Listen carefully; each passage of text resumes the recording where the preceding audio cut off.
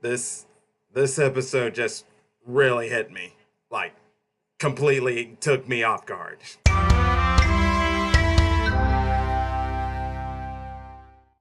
What's up, YouTubers of the world? Mega Geek Mixer here to give you guys my review on Black Lightning Episode 5. And like I said at the intro, unexpected. This just took me completely by surprise. But before we get into it, I would like to take this moment to have a moment of silence for the great comic book writer legend himself, Stan Lee, who passed away 2 days ago. So for a minute here.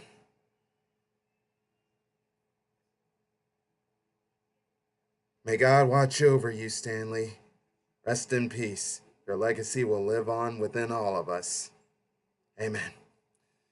And now then, ask for the episode that happened yesterday.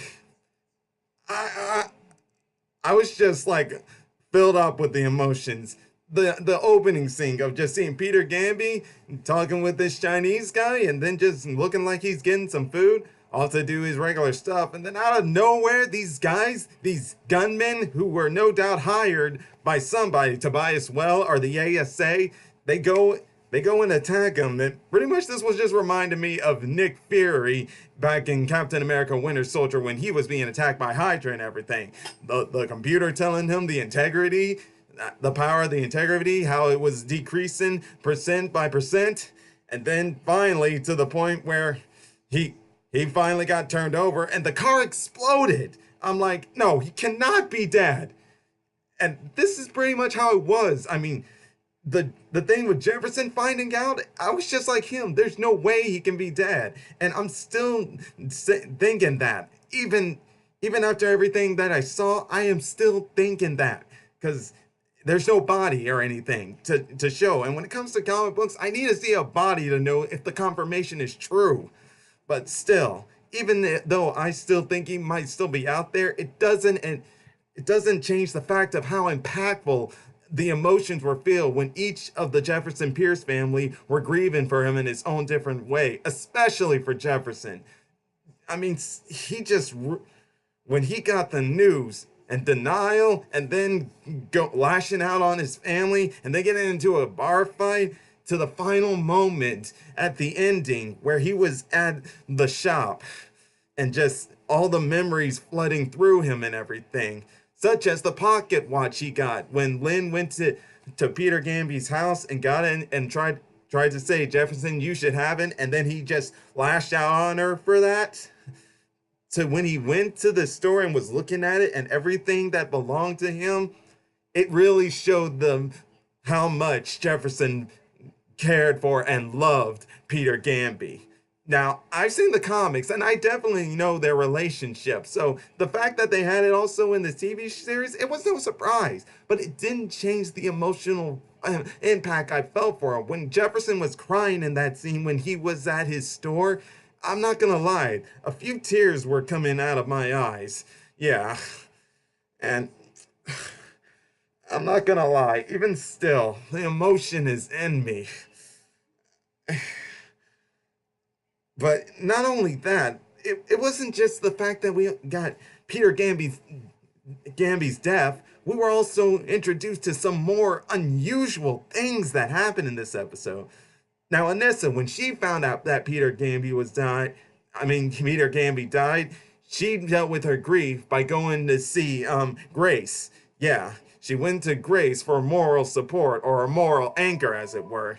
And while I do get Grace's point on saying that she doesn't want to be looked at as some moral anchor when someone loses somebody they love, I know that some relationships are like that, and some people are okay with that, but I can't necessarily disagree with Grace in the fact that sometimes some people just don't want to be that sort of thing.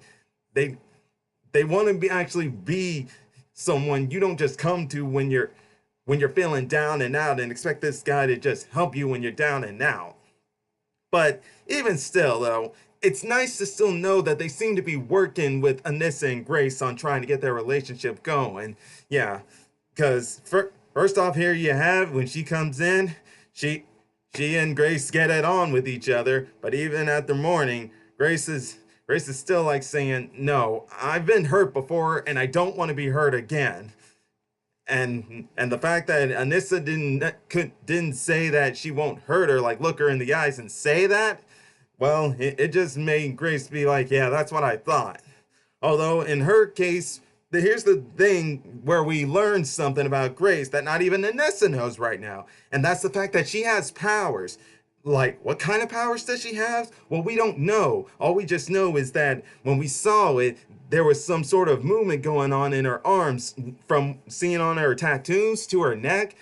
Somehow she's aware of that, and she also be taking some sort of pills or something that don't tiles it down, which is unusual. It's making me think that her powers now in the comics, she's an Amazon. But what her powers are in the TV series, right now we don't know, but it doesn't look like anything to do with Amazonian. And that's what'll be the kicker when these two actually reveal their secret sides to each other. Probably by then will they really start to come in being in a much better relationship. But moving straight on to another thing Anissa was involved in, she was checking this pregnant girl with her boyfriend then. At first, I was thinking that boyfriend was just freaking out because of the incident that happened with that hospital in last episode when it was threatened with a bomb until Black Lightning and Thunder saved that hospital. But then he can return and he dies, and when he dies, some silver liquid comes out, and even when it still comes out and Anissa puts it in a test tube, it's still moving around. And then we find out that those two are from South Freeland. So Anissa goes over there to try to see her and check on her, but this officer won't let her. But even then, we also see something that, now I don't think this is connected to Grace, but the fact that this guy's skin was also moving all funny, and there was these speedy people going around like Flash or Quicksilver, I'm like, Anissa, girl, drive away. This is just way too much. You need to go back and rethink things.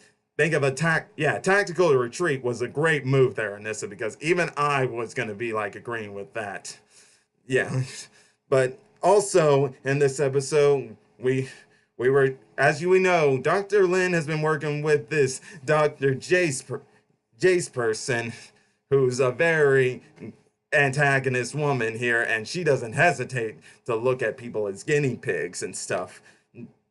Yeah, like Lin wants to save all those kids in those pods who have the green light and everything, while Jace doesn't mind sacrificing a few to get it done. Now, when it comes to those two, I got a little conflicting spots on it. I mean, I get what Dr. Jace is saying, and I get Lynn's point, but truthfully so, like, sure, I don't like seeing anyone as a lab dog or anything for science and everything, but yeah, when it comes to science, now I admit I'm not a science person, but even parts of me kind of can understand to a certain degree why they do this with these lab rats and everything. Even if you may have feelings for these rats and don't like doing it to them, you gotta get some progression, I admit to that. But even still, I just did not like how she just lied to Lynn like that. I can understand Lynn getting pissed off and everything like that. But I still feel that with what happened and everything, that's still gonna come back to haunt her. Like, I still feel like the ASA is still going to have Dr. Jace with her, and they're even going to probably support what she did to help get some more info on how to get these kids back out of those pods. While those other kids that died from it, God rest their souls. But what does this mean for these other kids? What's going to happen? And more so, what about that other guy we were introduced to in the season premiere of season 2 and in episode 2 and 3, that Isaac guy who's able to make people tell the truth when he makes eye contact? We gotta be getting more of this kid. And then finally, we get the fact that Tobias Whale made an anonymous donation to the clinic that Black Lightning and Thunder saved. What is this guy up to? Because seriously, the fact that he was able to get out of jail because there was no proof that he killed Jefferson Pierce's father, and now in that last episode where he was with the 100 gang, he's clearly up to something. I know in this season it's been a bit of a slow burn with what he's trying to do, but it still doesn't change the fact that the emotions, the tones we get in each of these episodes, you can't help but get behind it all. I mean, in the terms of the season's plot going forward, yes, it's very slow burn. We still don't know what Tobias Whale is doing with those cases and all, and hopefully we get the answers to that soon. And as for Khalil, I didn't really get a chance to see that scene with him and Tobias Whale, but it's obviously looking like he's sort of having a connection with him that's kind of like what he had with Cyanide and that other guy in season 1 to a certain degree, but still not to the point where, because he's still saying that if you end up failing me, you're gonna die, man. You will die. And that in turn is making me think, what's gonna happen to this kid? Khalil, you got your chance to try to get out of this and try to become the person you were back then, or go somewhere down that path of redemption. But you better work towards it, kid, because right now you're not in a good spot. And especially if you want to get back with Jennifer. And Jennifer, yeah, there wasn't really much to her other than the fact that she's not liking this whole homeschool thing. It's frustrating her out. And then when she got the news about Peter Gambi, that broke her heart. Now, we didn't really ever get much scenes with her and Peter Gambi, just that one scene in the final episode of season 1. But even still, seeing those slideshows of her and pictures with Gambi, it really touched me to know that she probably had just as much a good relationship with Peter Gambi just as everyone else in the Pierce family. With Lynn, though, it was a little complicated, mostly because they didn't see eye to eye on things when it came to Jefferson Pierce and being Black Lightning and everything. But she still loved him too, because, hey, this guy really had a special side in for the Pierce family. And God rest your soul, Gambi, but I am still not convinced yet that you're dead. But if you are, it's pretty clear you're still going to be around. Maybe through flashbacks or hallucinations. I'm fine. I can get behind that. It could be like a moral spiritual guide as Jefferson Pierce starts to keep going in and trying to find out who killed him and try to get down Tobias Whale. Oh, speaking of which, during when Jefferson Pierce was at that bar fight, we were introduced back to a character we hadn't seen since season 1. 2-Bits. Yeah, 2-Bits. I like this guy. He may be like one of them street people. Like, I see him kind of like I see this Turk guy from the Marvel TV, Netflix TV series, the man with info and everything. But 2-Bits seems to be a little more on the more frontal good side with things. But even still then, it was great to see him see him meet up with Jefferson when he was grieving over Gambi, and then Black Lightning meeting up with him to get more information.